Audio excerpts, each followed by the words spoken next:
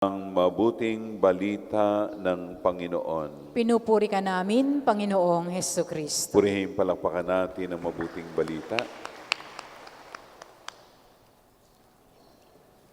Sa pagsisimula ng ministeryo ni Hesukristo ay hindi lang ang magturo ang kanya naging mahalagang gampanin, gawain, ang magpalaya rin. Nakatulad ng ating narinig sa ating ebanghelyo, ang lalaking inaalihan ng masamang espiritu. Paano ang ginawa ni Jesus? Pinalaya yung tao sa pagkagapos ng masamang espiritu. Hindi man tayo inaalihan ng masamang espiritu sa buhay natin. Pero nandun yung katotohanan, realidad, yung ating kasinungalingan at yung ating pagkakagapos mismo dulot ng kasalanan sa ating buhay, mga kapatid. Nararamdaman ba natin madalas sa buhay natin ang kapangyarihan ng salita ng Diyos?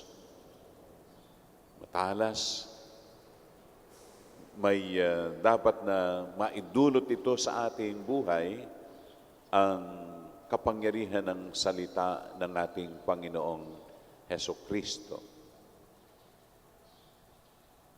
Tanong, hinahayaan ba nating tayo makalaya, mapalaya ni Jesus doon sa pagkagagapos sa ating buhay ng mga kasalanan, ang siyang humahadlang po upang hayaan natin na maghari ang Diyos sa buhay natin.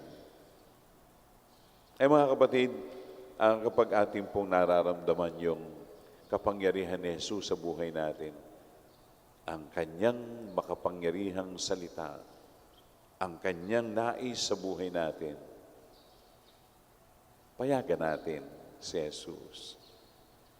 Ang ating sarili isuko natin sa Kanya at sabihin lang natin, Jesus na aming Diyos at Panginoon, palayain niyo po kami sa pagkakagapos na ito sa aming buhay ng kasalanan.